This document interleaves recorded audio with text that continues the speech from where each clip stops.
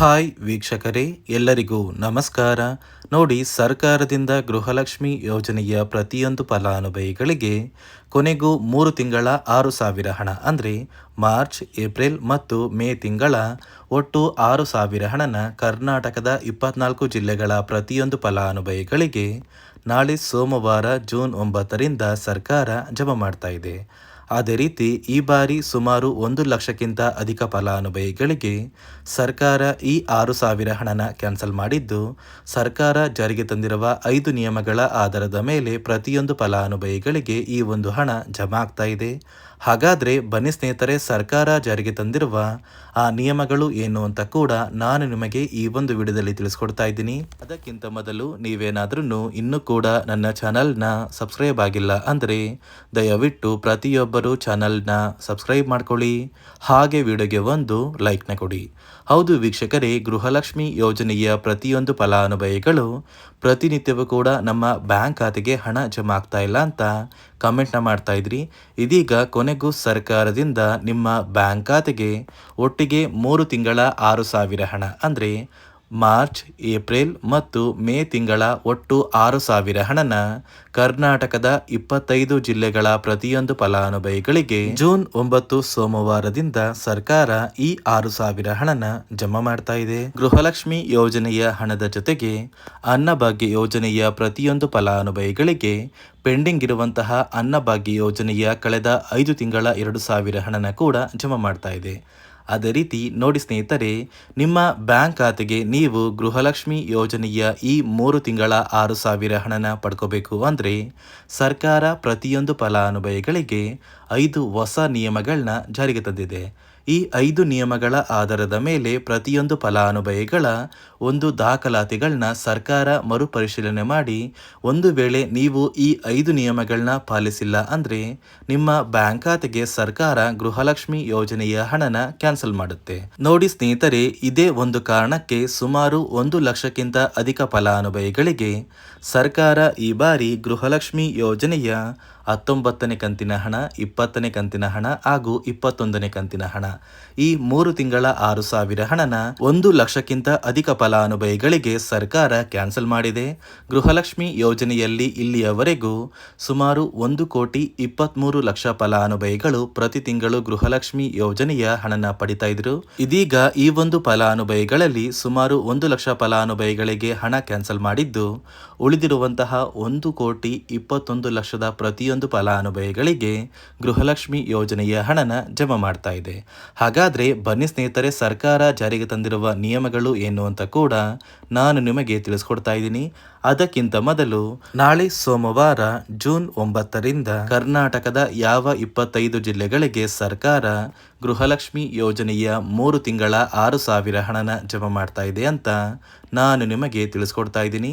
ನೋಡಿ ಸ್ನೇಹಿತರೆ, ಮೊದಲಿಗೆ ಬಾಗಲಕೋಟೆ, ಬೆಂಗಳೂರು ನಗರ, ಬೆಂಗಳೂರು ಗ್ರಾಮಾಂತರ, ಬೆಳಗಾವಿ, ಬಳ್ಳಾರಿ, ಬೀದರ್, ವಿಜಯನಗರ, ಚಾಮರಾಜನಗರ, ಚಿಕ್ಕಬಳ್ಳಾಪುರ, ಚಿಕ್ಕಮಗಳೂರು, ಚಿತ್ರದುರ್ಗ, ದಕ್ಷಿಣ ಕನ್ನಡ, ದಾವಣಗೆರೆ, ಧಾರವಾಡ, ಗದಗ, ಕಲಬುರಗಿ, ಹಾಸನ, ಹಾವೇರಿ, ಕೊಡಗು, ಕೋಲಾರ, ಕೊಪ್ಪಳ, ಮಂಡ್ಯ, ಮೈಸೂರು, ರಾಯಚೂರು, ರಾಮನಗರ, ಶಿವಮೊಗ್ಗ, ತುಮಕೂರು, ಉಡುಪಿ, ಉತ್ತರ ಕನ್ನಡ, ಯಾದಗಿರಿ ಮತ್ತು ಬಿಜಾಪುರ, ಈ 25 ಜಿಲ್ಲೆಗಳ ಪ್ರತಿಯೊಂದು ಫಲಾನುಭವಿಗಳಿಗೆ ಸರ್ಕಾರ ಗೃಹಲಕ್ಷ್ಮಿ ಯೋಜನೆಯ ಒಟ್ಟು 3 ತಿಂಗಳ 6,000 ಹಣನ ಜಮಾ ಮಾಡಿದ್ದು, ಇಲ್ಲಿಯವರೆಗೂ ನಿಮ್ಮ ಬ್ಯಾಂಕ್ ಖಾತೆಗೆ ಗೃಹಲಕ್ಷ್ಮಿ ಯೋಜನೆಯ 18 ಕಂತಿನ ಹಣನ ನೀವು ಪಡ್ಕೊಂಡಿದ್ರೆ ಸಾಕು, ಈ 6,000 ಹಣನ ಜೂನ್ 10ರಷ್ಟರಲ್ಲಿ ಪ್ರತಿಯೊಂದು ಫಲಾನುಭವಿಗಳ ಬ್ಯಾಂಕ್ ಖಾತೆಗೆ ಸರ್ಕಾರ ಜಮಾ ಮಾಡುತ್ತೆ.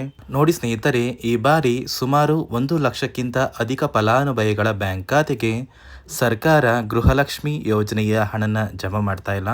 ಕಾರಣ ಏನು ಅಂದರೆ, ನಿಮ್ಮ ಬ್ಯಾಂಕ್ ಖಾತೆಗೆ ಡೆಬಿಟ್ ಮೂಲಕ ಹಣ ಜಮಾ ಮಾಡುವಂತಹ ಸಂದರ್ಭದಲ್ಲಿ ಸರ್ಕಾರ ಸಾಕಷ್ಟು ಫಲಾನುಭವಿಗಳ ಒಂದು ಬ್ಯಾಂಕ್ ಖಾತೆಗೆ ಹಣ ಜಮಾ ಮಾಡೋದನ್ನು ಕ್ಯಾನ್ಸಲ್ ಮಾಡಿದೆ. ಯಾಕಂದರೆ ಇತ್ತೀಚೆಗೆ ಹಣಕಾಸು ಇಲಾಖೆ ಜಾರಿಗೆ ತಂದಿರುವ 5 ನಿಯಮಗಳ ಆಧಾರದ ಮೇಲೆ ಪ್ರತಿಯೊಂದು ಫಲಾನುಭವಿಗಳಿಗೆ ಸರ್ಕಾರ ಈ ಒಂದು ಹಣನ ಜಮಾ ಮಾಡ್ತಾ ಇದ್ದು, ಯಾರೆಲ್ಲ ಫಲಾನುಭವಿಗಳು ಈ ನಿಯಮಗಳನ್ನ ಪಾಲಿಸಿಲ್ಲ ನಿಮ್ಮ ಬ್ಯಾಂಕ್ ಖಾತೆಗೂ ಕೂಡ ಹಣ ಜಮಾ ಆಗೋದಿಲ್ಲ. ಹಾಗಾದರೆ ಬನ್ನಿ ಸ್ನೇಹಿತರೆ, ಸರ್ಕಾರ ಜಾರಿಗೆ ತಂದಿರುವ ಆ 5 ಹೊಸ ನಿಯಮಗಳು ಏನು ಅಂತ ನಾನು ನಿಮಗೆ ತಿಳಿಸ್ಕೊಡ್ತಾ ಇದ್ದೀನಿ. ನೋಡಿ ಸ್ನೇಹಿತರೆ, ಮೊದಲನೆಯ ಒಂದು ನಿಯಮ ಬಂದು ಸಾಕಷ್ಟು ಫಲಾನುಭವಿಗಳು ಹೊಂದಿರುವಂತಹ ಒಂದು ರೇಷನ್ ಕಾರ್ಡ್ ಏನಿದೆ, ಆ ಒಂದು ರೇಷನ್ ಕಾರ್ಡ್ನ ಮನೆಯ ಸದಸ್ಯರ ಪ್ರತಿಯೊಬ್ಬರ ಒಂದು ಆಧಾರ್ ಕಾರ್ಡ್ನ ನಿಮ್ಮ ರೇಷನ್ ಕಾರ್ಡ್ಗೆ ಕಡ್ಡಾಯವಾಗಿ ಲಿಂಕ್ ಮಾಡಿಸ್ಬೇಕು. ಅಂದರೆ ಈ ಒಂದು ಲಿಂಕ್ ಮಾಡಿಸುವಂತಹ ಒಂದು ಪ್ರೊಸೀಜರ್ಗೆ ಸರ್ಕಾರ KYC ಅಂತ ಕರೀತಾರೆ. ನಿಮ್ಮ ರೇಷನ್ ಕಾರ್ಡ್ಗೆ ಇನ್ನೂ ಸಹ KYC ಆಗಿಲ್ಲ ಅಂದರೆ ನಿಮ್ಮ ಬ್ಯಾಂಕ್ ಖಾತೆಗೆ ಸರ್ಕಾರ ಮುಂದಿನ ದಿನಗಳಲ್ಲಿ ಗೃಹಲಕ್ಷ್ಮಿ ಯೋಜನೆಯ ಹಣನ ಕ್ಯಾನ್ಸಲ್ ಮಾಡುತ್ತೆ. ಅದೇ ರೀತಿ ಎರಡನೆಯ ಒಂದು ನಿಯಮ ಬಂದು ಸಾಕಷ್ಟು ಫಲಾನುಭವಿಗಳು ಕಳೆದ 3 ತಿಂಗಳಿಂದ ಸರ್ಕಾರದಿಂದ ಬರ್ತಾ ಇರುವಂತಹ ಒಂದು ರೇಷನ್ ಏನಿದೆ, ಅಂದರೆ ಉಚಿತ ಅಕ್ಕಿ ಏನಿದೆ, ಈ ಒಂದು ರೇಷನ್ನ ಪಡ್ಕೋತಾ ಇಲ್ಲ. ಒಂದು ವೇಳೆ ಕಳೆದ 3 ತಿಂಗಳಿಂದ ನೀವು ರೇಷನ್ನ ಪಡ್ಕೊಂಡಿಲ್ಲ ಅಂದರೆ ಸರ್ಕಾರ ನಿಮ್ಮ ಬಳಿ ಇರುವಂತಹ ಒಂದು ರೇಷನ್ ಕಾರ್ಡ್ನ ಕ್ಯಾನ್ಸಲ್ ಮಾಡುತ್ತೆ. ನಿಮ್ಮ ರೇಷನ್ ಕಾರ್ಡ್ನ ಸರ್ಕಾರ ಕ್ಯಾನ್ಸಲ್ ಮಾಡಿದರೆ ನಿಮ್ಮ ಬ್ಯಾಂಕ್ ಖಾತೆಗೆ ಗೃಹಲಕ್ಷ್ಮಿ ಯೋಜನೆಯ ಹಣ ಇರ್ಬೋದು ಮತ್ತು ಸರ್ಕಾರದಿಂದ ಬರುವಂತಹ ಒಂದು ಸೌಲಭ್ಯಗಳನ್ನ ನೀವು ಕಳ್ಕೋಬೇಕಾಗುತ್ತೆ. ಅದೇ ರೀತಿ ಮೂರನೆಯ ಒಂದು ನಿಯಮ ಬಂದು ನೋಡಿ ಸ್ನೇಹಿತರೆ, ನಿಮ್ಮ ಬಳಿ ಇರುವಂತಹ ಒಂದು ಆಧಾರ್ ಕಾರ್ಡ್ ಏನಿದೆ, ಆ ಒಂದು ಆಧಾರ್ ಕಾರ್ಡ್ನ ಕಳೆದ 15 ವರ್ಷಗಳಲ್ಲಿ ನೀವು ಯಾವುದೇ ರೀತಿಯ ಒಂದು ತಿದ್ದುಪಡಿನ ಮಾಡಿಸಿಲ್ಲ ಅಂದರೆ ನಿಮ್ಮ ಬ್ಯಾಂಕ್ ಖಾತೆಗೆ ಸರ್ಕಾರ ಗೃಹಲಕ್ಷ್ಮಿ ಯೋಜನೆಯ ಹಣನ ಕ್ಯಾನ್ಸಲ್ ಮಾಡುತ್ತೆ.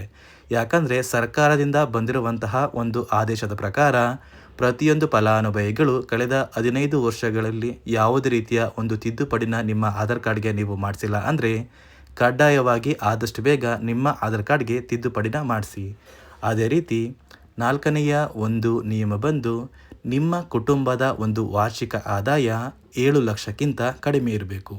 ಒಂದು ವೇಳೆ ನಿಮ್ಮ ಕುಟುಂಬದ ವಾರ್ಷಿಕ ಆದಾಯ 7 ಲಕ್ಷಕ್ಕಿಂತ ಜಾಸ್ತಿ ಇದ್ದರೆ ನಿಮ್ಮ ಬ್ಯಾಂಕ್ ಖಾತೆಗೆ ಸರ್ಕಾರ ಗೃಹಲಕ್ಷ್ಮಿ ಯೋಜನೆಯ ಹಣನ ಕ್ಯಾನ್ಸಲ್ ಮಾಡುತ್ತೆ. ಅದೇ ರೀತಿ ಐದನೆಯ ಒಂದು ನಿಯಮ ಬಂದು ನಿಮ್ಮ ಕುಟುಂಬದ ಸದಸ್ಯರು ಅಥವಾ ಗೃಹಲಕ್ಷ್ಮಿ ಯೋಜನೆಯ ಫಲಾನುಭವಿಗಳು ಯಾರು ಕೂಡ ಸರ್ಕಾರಿ ನೌಕರರಾಗಿ ಕಾರ್ಯನಿರ್ವಹಿಸ್ತಾ ಇರಬಾರ್ದು. ಒಂದು ವೇಳೆ ನಿಮ್ಮ ಕುಟುಂಬದಲ್ಲಿ ಯಾರೇ ಆಗಿದ್ರೂ ಸರ್ಕಾರಿ ನೌಕರರಾಗಿ ಕಾರ್ಯನಿರ್ವಹಿಸ್ತಾ ಇದ್ದರೆ ನಿಮ್ಮ ಬ್ಯಾಂಕ್ ಖಾತೆಗೆ ಗೃಹಲಕ್ಷ್ಮಿ ಯೋಜನೆಯ ಹಣ ಕ್ಯಾನ್ಸಲ್ ಆಗುತ್ತೆ.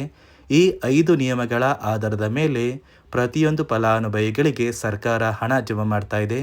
ಒಂದು ವೇಳೆ ನೀವು ಈ 5 ನಿಯಮಗಳನ್ನ ಪಾಲಿಸಿಲ್ಲ ಅಂದರೆ ನೀವು ಕೂಡ ಗೃಹಲಕ್ಷ್ಮಿ ಯೋಜನೆಯ ಹಣದಿಂದ ವಂಚಿತರಾಗಬೇಕಾಗುತ್ತೆ. ಇಲ್ಲಿಯವರೆಗೂ ನಿಮ್ಮ ಬ್ಯಾಂಕ್ ಖಾತೆಗೆ ಗೃಹಲಕ್ಷ್ಮಿ ಯೋಜನೆಯ ಒಟ್ಟು 18 ಅಥವಾ 19 ಕಂತಿನ ಹಣನ ಪಡ್ಕೊಂಡಿದ್ರೆ ಆದಷ್ಟು ಬೇಗ ಸರ್ಕಾರದಿಂದ ಈ 3 ತಿಂಗಳ 6,000 ಹಣನ ಸರ್ಕಾರ ನಿಮ್ಮ ಬ್ಯಾಂಕ್ ಖಾತೆಗೆ ಜಮಾ ಮಾಡುತ್ತೆ ಅಂತ ಹೇಳ್ತಾ, ಇದಿಷ್ಟು ಸರ್ಕಾರದಿಂದ ಪ್ರತಿಯೊಂದು ಫಲಾನುಭವಿಗಳಿಗೆ ಬಂದಿರುವಂತಹ ಒಂದು ಹೊಸ ಮಾಹಿತಿಯಾಗಿದೆ. ನಾನು ಕೊಟ್ಟಿರುವಂತಹ ಮಾಹಿತಿ ನಿಮಗೆ ಇಷ್ಟ ಆಗಿದ್ದಲ್ಲಿ ದಯವಿಟ್ಟು ಪ್ರತಿಯೊಬ್ಬರೂ ನನ್ನ ಚಾನಲ್ನ ಸಬ್ಸ್ಕ್ರೈಬ್ ಮಾಡ್ಕೊಳ್ಳಿ, ಹಾಗೆ ವಿಡಿಯೋಗೆ ಒಂದು ಲೈಕ್ನ ಕೊಡಿ.